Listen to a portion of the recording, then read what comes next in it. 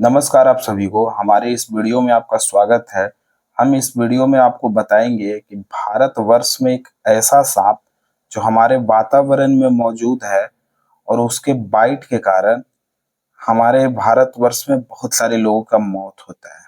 ये सांप है जो रात में निकलता है और मौत का नींद लोगों को सुला देता है। और ज्यादातर जो ये मौतें जो देखने के लिए मिलती है वो गांव देहात कस्बों में मिलती है, क्योंकि गांव देहात के लोगों में जानकारी कम रहने के कारण, नॉलेज कम रहने के कारण वो इधर उधर जाते हैं और उनका मौत होता है। तो हम एक इस वीडियो में आपको जागरूक करने के लिए एज ए आपको एजुकेशन आपको इस वीडियो में बताएंगे कि एक भारतवर्ष में एक ऐसा सांप है जो कि रात में निकलता है और मौत का नींद सुला देता है। ऐसे तो हमारे भारतवर्ष में 216 प्रकार की प्रजातियां पाई जाती हैं सांप की, जिसमें जहरीले 40 से 45 ही होते हैं। और उसमें से भी एक जो सबसे ज्यादा जो भारत में जो जहरीला सांप है वो करैत स्नेक है। अब आपको करैत के बारे में बताते हैं। करैत एक ऐसा स्नेक है जो कि ये रात में मेनली एक्टिव होता है, मतलब कि इसका जो शिकार करने के लिए ये रात में निकलता है। और उसी शिकार के बीच में अगर कोई ह्यूमन या कहीं भी कोई ऐसा जानवर उसके रास्ते में आते हैं तो उसको ये वाइट करता है। मेनली ये गर्म जगह पे रहना पसंद पड़ता है। तो इंसानी जो शरीर होता है उस गर्म रहता है, वो अपने टेम्परेचर को मेंटेन करता है। तो ये इंसान के कपड़ों में, इंसान के शरीर में घुस जाता है और घुसने के बाद आप इधर से उधर अगर करवट करते हैं या आप सोए रहते हैं तो ये सांप बाइट करता है। ये सांप मेनली रात में निकलने के साथ साथ इस सांप का जो प्रजनन होता है ये दिसंबर में अपना प्रजनन स्टार्ट करता है। और साथ साथ ये 4 या 5 महीने में 15 से 20 स्नेक जो होता है ये बच्चा अपना देता है। इस स्नेक को हम लोग ऐसे पहचान सकते हैं कि ये पतला स्नेक होता है और इसका जो साइज होता है, मेनली एवरेज जो साइज होता है वो 90 सेंटीमीटर तक रह सकता है। पतला होने के साथ साथ इसके शरीर पे अल्टरनेट व्हाइट और ब्लैक बैंड्स पाए जाते हैं। और इस करैत स्नेक में भी दो वेरिएंट पाए जाते हैं। एक जो वेरिएंट होता है वो येलो वेरिएंट होता है, येलो और ब्लैक बैंड्स पाए जाते हैं। और एक में व्हाइट और ब्लैक बैंड्स पाए जाते हैं, जैसे आप फोटो में देख रहे होंगे आप लोग। ये जो सांप है ये मेनली जो खाना पसंद करता है वो छोटे छोटे कीड़े जो वॉर्म्स होते हैं, इंसेक्ट्स होते हैं, उसको ये खा करके अपना जीवन यापन करता है। ये भारतवर्ष का सबसे ज्यादा जहरीला सांप है, मतलब कि सबसे ज्यादा जहरीला है। और जहरीला में ये भी बता दें आप लोग, जैसे बाइट करे तो पता भी चल जाए और इसके बाइट का तो पता भी नहीं चलता है कि कब काट लेता है। और साथ साथ आपको ये भी चीजें बताते चले, इसका जो मुख्य जो सीजन है जिसमें सबसे ज्यादा ये स्नेक बाइट होता है वो ठंडे वाले सीजन में सबसे ज्यादा एक्टिव होता है। और उसी में ये शिकार करते वक्त ये सबसे ज्यादा बाइट करता है। मतलब कि ठंडे के दिनों में आपको इससे सतर्कता, और जब भी आप सोएं तो आप अपना ध्यान रख के सोएं। आपको ये भी बताएंगे कि आपको किस तरीके से इससे बचना है, इस सांप से किस तरीके से आपको पहचान बता दिए। और अगर किन्हीं लोग को ऐसे एरिया में रहते हैं जो सांप ऐसा मिलता है उनको किस तरीके से बचना है वो भी आपको बताएंगे। अगर ये सांप आपको काटता है तो ये अपना 10% तक जहर आपके शरीर में छोड़ता है। लेकिन एक ऐसा भी सांप है हमारे इन्वायरमेंट में जिसको बोलते हैं रसल वाइपर। वो अगर वाइट होता है तो 70% तक अपना जहर छोड़ता है।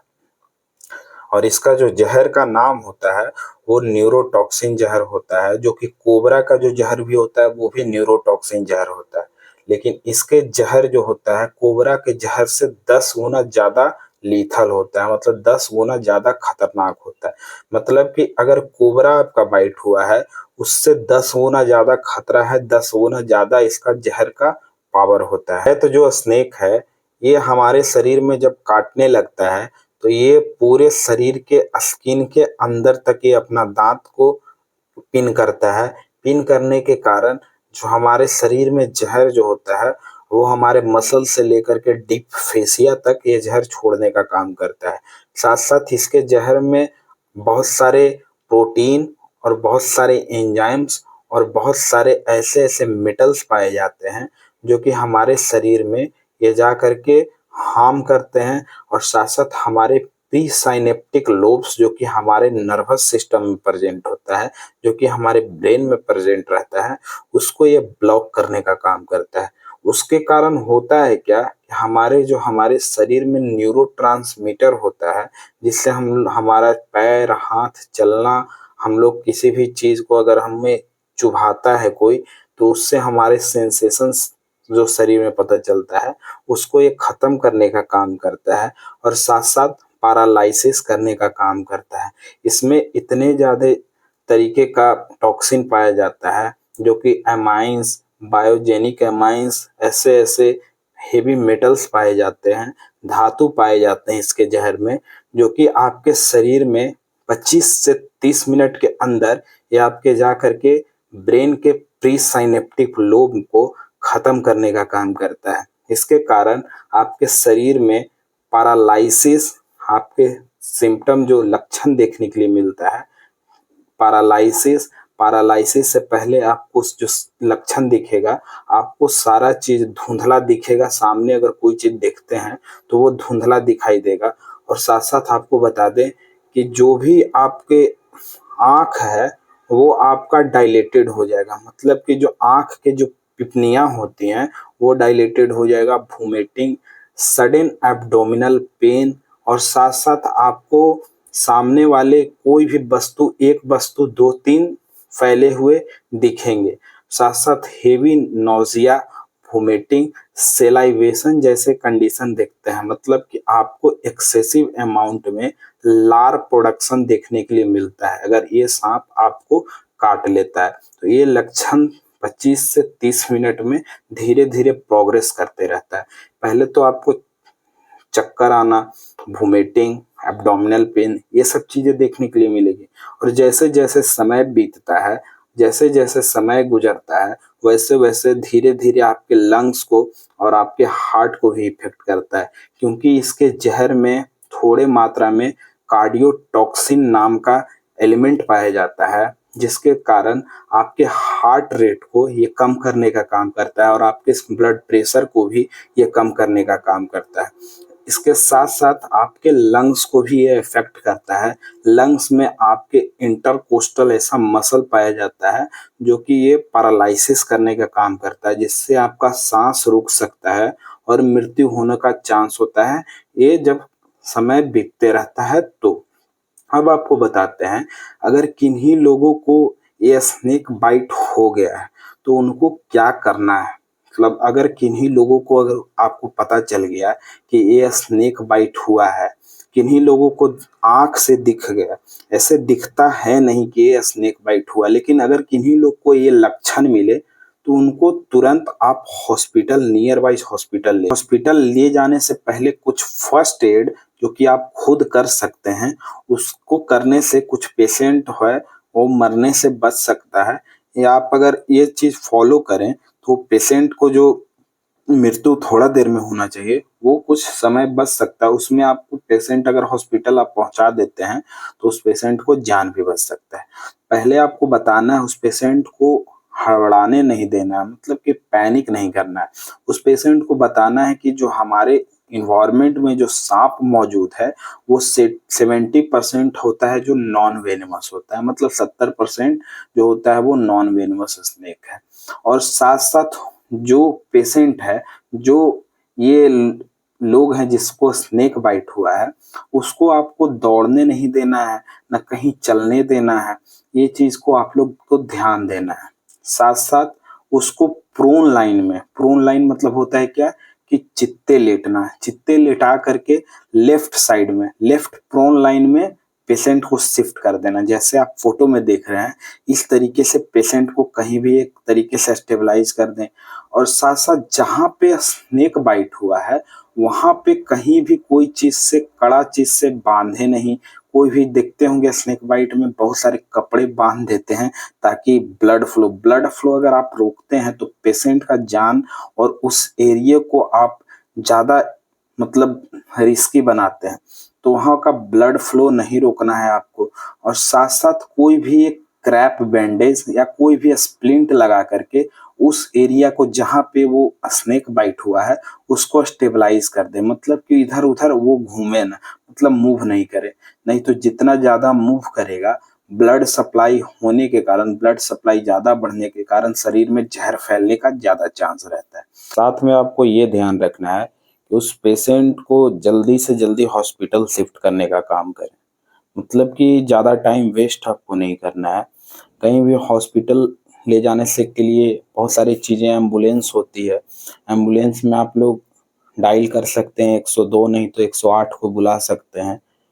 और साथ-साथ ऐसा एम्बुलेंस बुलाएँ जिसमें वेंटिलेटरी सपोर्ट हो। मतलब कि वेंटिलेशन के लिए प्रॉपर ऑक्सीजन हो, जिससे पेशेंट को कुछ देर में जैसे-जैसे पेशेंट लेट होता है, वो वेंटिलेटरी सपोर्ट पे जाने लगता है, मतलब उसको साँस लेने में दिक्कत होता है। अगर मान के चलिए कोई भी ऐसा एम्बुलेंस है जिसमें वेंटिलेटरी सपोर्ट नहीं मिल रहा है, तो आप अपने माउथ टू माउथ, मतलब कि अपने मुँह से साँस फूँक करके दे सकते हैं।